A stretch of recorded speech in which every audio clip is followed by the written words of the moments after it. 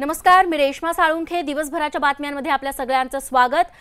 बुलेटिनच्या सुरुवातीला सगळ्यात मोठी बातमी आत्ताची हाती येते ती कर्नाटकातून. अनेक दिवसांच्या महाभारतानंतर अखेर कर्नाटकातल्या नाट्यावरती पडदा पडलेला आहे. ऑपरेशन कमळ यशस्वी झालं असून कुमारस्वामींचं सरकार कोसळलंय. 99 विरुद्ध 105 मतांनी भाजपनं कर्नाटक विधानसभेवरती आपला झेंडा फडकवलेला आहे. एच.डी. कुमारस्वामी यांनी आपल्या मुख्यमंत्रीपदाचा राजीनामा दिलाय. भाजप नेते बी.एस. येडियुरप्पा आज रात्रीच राज्यपालांना भेटणार आहेत आणि सरकार स्थापनेचा दावा करणार आहेत. काही वेळापूर्वीच विश्वासदर्शक ठराव मांडण्यात आला आणि सगळ्या आमदारांची मतं जाणून घेण्यात आली.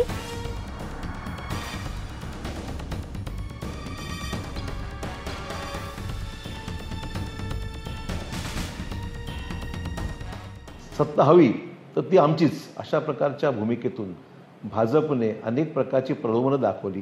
पैशाचा आणि सत्तेचा अमर्याद वापर केला गेला आणि आज आपण पाहतोय जे घडलं ते आपल्या समोर आहे. दुर्दैवाने हे म्हणावं लागेल की लोटस आज जर जिंकलं असेल तरी मात्र लोकशाही हरली असं म्हणावं लागेल. कुमारस्वामी तो ऐसे निरीह मुख्यमंत्री है जो पूरे समय रोते ही रहे और आज रोके ही विदा हुए. मुझे उनसे सहानुभूति है, लेकिन देश समझ ले धोखा देने वाली कांग्रेस पार्टी को ये कभी गठबंधन धर्म का निर्वाहन नहीं करती. पहले दिन ही तय था 104 सीटें बीजेपी की थी और इसलिए भारतीय जनता पार्टी ही स्थिर सरकार दे सकती थी, लेकिन कांग्रेस ने रोका और बाद में फिर धोखा दिया. दरम्यान आंध्र प्रदेश सरकारनं भूमिपुत्रांसाठी अतिशय महत्त्वाचा निर्णय घेतलेला आहे. यापुढे आंध्र प्रदेशातल्या सर्व नोकऱ्यांमध्ये 75% आरक्षण लागू करण्यात आलंय. आंध्राचे मुख्यमंत्री जगन मोहन रेड्डींनी हा महत्त्वपूर्ण निर्णय घेतलाय. म्हणजेच खासगी उद्योग, खासगी कंपन्या आणि खासगी कारखान्यातल्या नोकऱ्यांमध्ये स्थानिकांना तब्बल 75% नोकऱ्या देणं बंधनकारक असेल. खासगी क्षेत्रात आरक्षण देण्याची घोषणा खरं तर अनेक राज्यातील सरकारांनी केलेली असली तरी देखील या घोषणेची अंमलबजावणी अजूनही कुणी केलेली नव्हती.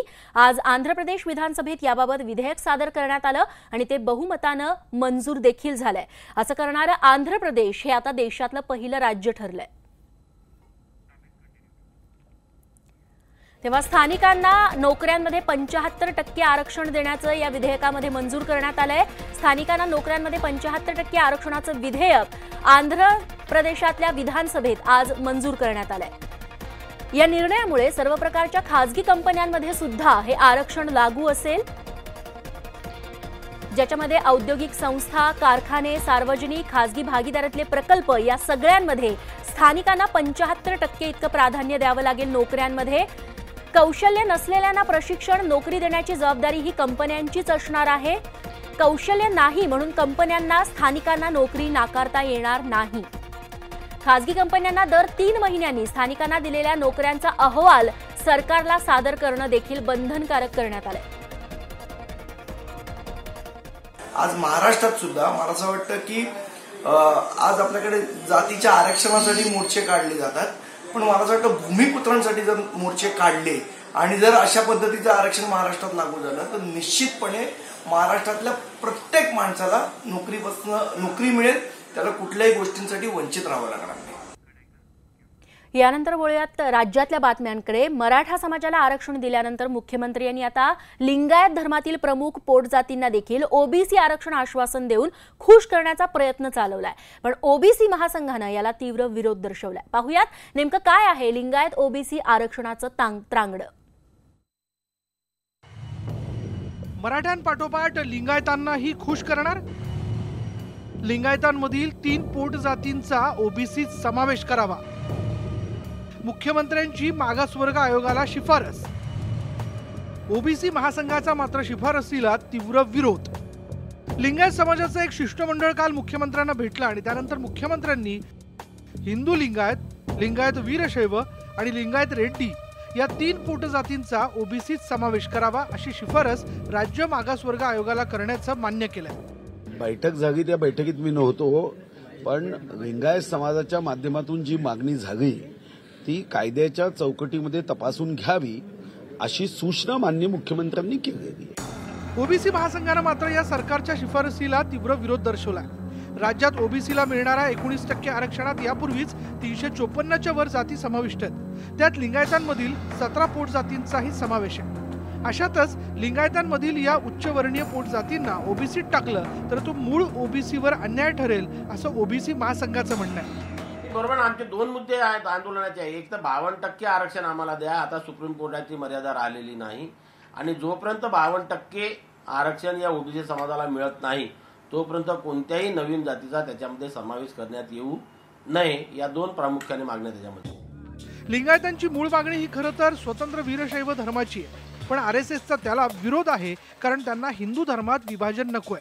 कदाचित म्हणूनच मुख्यमंत्र्यांनी ऐन विधानसभेच्या तोंडावर हे ओबीसी कार्ड खेळून लिंगायतांनाही आपलंसं करण्याचा प्रयत्न चालवलाय। पण मुळात एका महिन्यात ही मागणी मान्य होणं शक्यच नाही, कारण त्याला पुन्हा मराठा आरक्षणासारखी प्रक्रिया पार पाडावी लागेल। अशातच पुन्हा मूळ ओबीसींचा विरोध लक्षात घेतला तर हे सुद्धा निवडणुकीपूर्वीचं निव्वळ आश्वासनच म्हणावं लागेल। ब्युरो रिपोर्टचं चंद्रकांत फुंदे, न्यूज 18 लोकमत, पुणे। दुसरीकडे केंद्रानं लोकसभेत एक विधेयक मंजूर करून घेतलेलं आहे। यामध्ये माहिती आयुक्तांचे पगार, इतर सोयीसुविधा आणि कार्यकाळ ठरवण्याचा अधिकार केंद्र सरकारला असणार आहे। मात्र केंद्र सरकारला माहितीचा अधिकार नकोय, त्यांनी हा कायदा रद्द करायचं ठरवलंय, असा गंभीर आरोप आज यूपीए अध्यक्षा सोनिया गांधी यांनी केलाय। विद्यमान केंद्र सरकारला माहितीचा अधिकार हा उपद्रव वाटतोय। केंद्रीय माहिती आयोगानं स्वातंत्र्य आणि स्वायत्तता या सरकारला नष्ट करायच्या आहेत। संसदेतील बहुमताचा यासाठी वापर केला जाऊ शकतो, असं देखील सोनिया गांधींनी आपल्या निवेदनात म्हटलंय।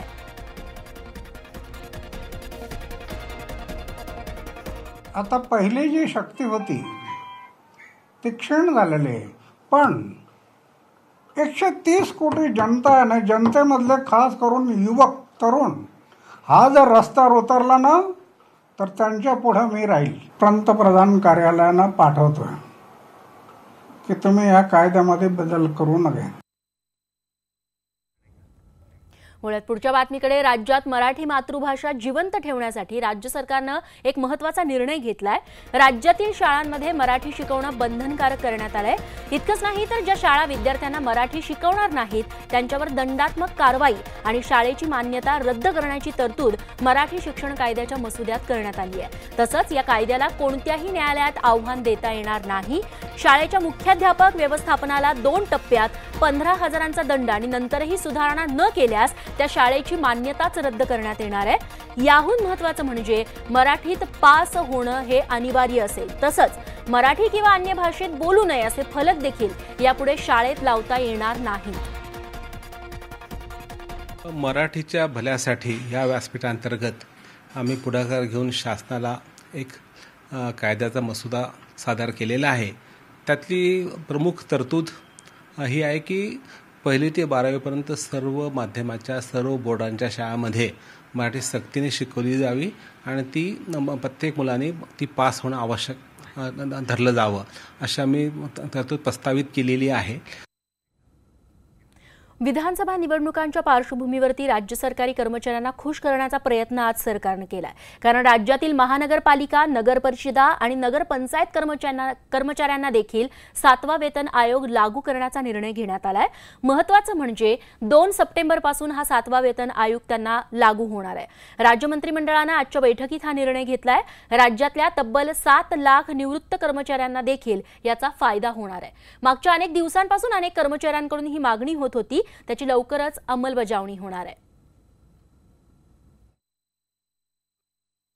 महाराष्ट्राच्या नगरपालिका, नगरपंचायतीच्या हजारो कर्मचाऱ्यांना मंत्रिमंडळाच्या माध्यमातून आज प्रस्ताव मंजूर करण्यात आला असून साधारणतः यातून वर्षाला 409 कोटी रुपये अतिरिक्त निधी राज्य सरकार सहाय्यक अनुदानाच्या रूपामध्ये सर्व नगरपालिका आणि नगरपंचायतींना उपलब्ध करून देणार आहे।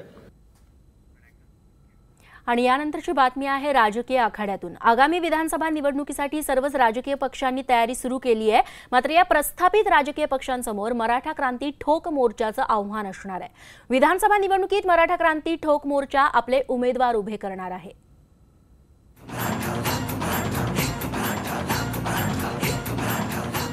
मराठा समाजाच्या या मोर्चांनी अवघा देश ढवळून काढला होता.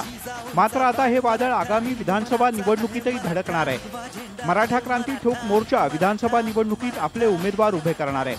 राज्य सरकारनं मराठा समाजासाठी आरक्षण लागू केलं, मात्र राज्यातील फडणवीस सरकारवर मराठा क्रांती ठोक मोर्चाचे नेते खुश नाहीत. मराठा क्रांती ठोक मोर्चाच्या वतीनं आता येत्या विधानसभेला हे विधानसभेच्या उमेदवारी जाहीर करण्याची घोषणा आज आम्ही करत आहोत. यामुळे आमच्या समाजाला पुढे भविष्यामध्ये ज्या अडचणी येतील ते समोर जाण्यासाठी आमचा प्रतिनिधी समाजाचा प्रतिनिधी म्हणून समाजाचं काम करेल. मराठा क्रांती ठोक मोर्चाने सर्व जागा लढवाव्या आणि 288 आमदार, एकही आमदार मराठा समाजाच्या विषयी आवाज उचलताना दिसत नाहीये. आणि याच्यानंतर महाराष्ट्रामध्ये मराठा समाज ठरवेल का मराठा मुख्यमंत्री. येणाऱ्या काळात मराठा मुख्यमंत्री हा नक्की राहणार. मराठा समाजाचे अनेक प्रश्न प्रलंबित असल्याचा आरोप ठोक मोर्चाच्या नेत्यांनी केलाय. तसंच त्यांनी विद्यमान लोकप्रतिनिधी समाजाच्या मागण्यांचा पाठपुरावा करत नसल्याचीही टीका केली आहे. आगामी विधानसभा निवडणुकीसाठी सर्वच राजकीय पक्षांनी तयारी सुरू केली आहे. शिवसेनेची जन आशीर्वाद यात्रा सुरू झाली आहे, तर भाजपच्या महाजनादेश यात्रेची तयारी सुरू आहे.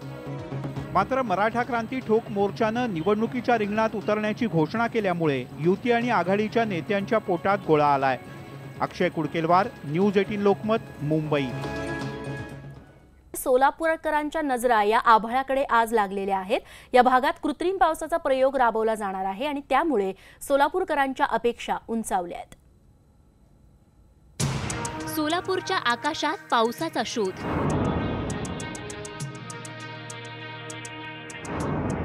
कृत्रिम पावसासाठी पथकाचा अभ्यास.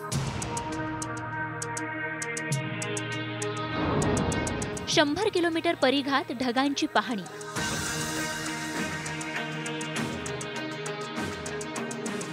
मंगळवारी धावपट्टीवरून एक छोटेखानी विमान हवेत झेपावलं आणि सोलापूरकरांच्या नजरा आभाळावर खिळल्या.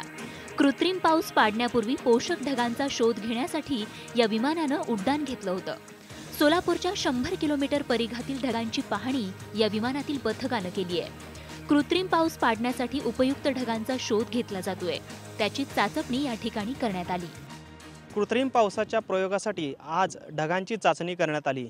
सोलापूर विमानतळातून विमानाने उड्डाण घेत तब्बल तासभर रपेट मारली आणि त्यानंतर ह्या ढगांची प्रोडक्टिव्हिटी आहे का, कृत्रिम पावसासाठी वातावरण अनुकूल आहे का याचा अभ्यास देखील या विमानाने घेतला.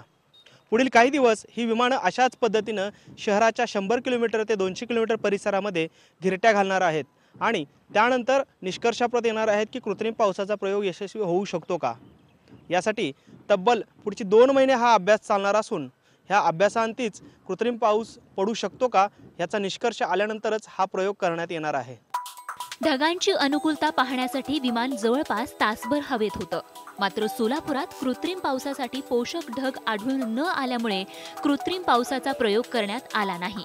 मात्र पुढचे 2 महिने या परिसरात हे विमान पोषक ढगांचा शोध घेऊन कृत्रिम पावसाचा प्रयोग करणार आहे.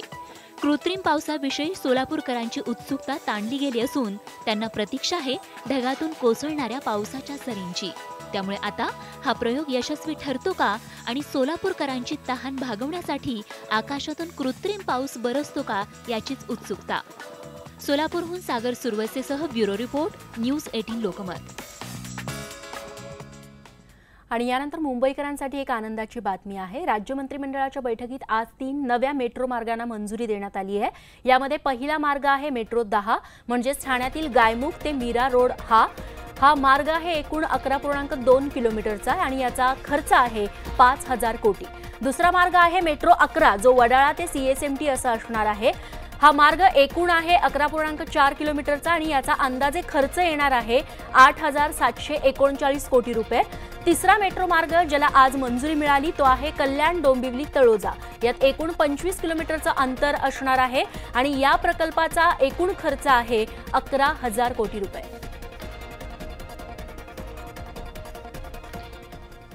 आणि यानंतर वाहतूक नियम मोडणाऱ्यांसाठी एक महत्त्वाची बातमी. यापुढे सीट बेल्ट न लावता गाडीचं स्टेअरिंग हाती घेतलं तर थेट सायरन वाजेल अशी प्रणाली गाड्यांमध्ये बसवण्याचे आदेश सरकार देणार आहे.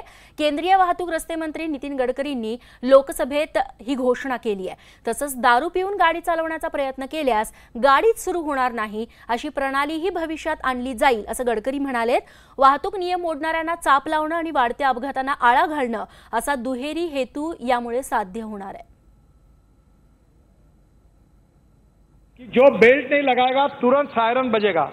120 किलोमीटर के बाद सायरन बजेगा ज्यादा ओवर स्पीड हो रही तो.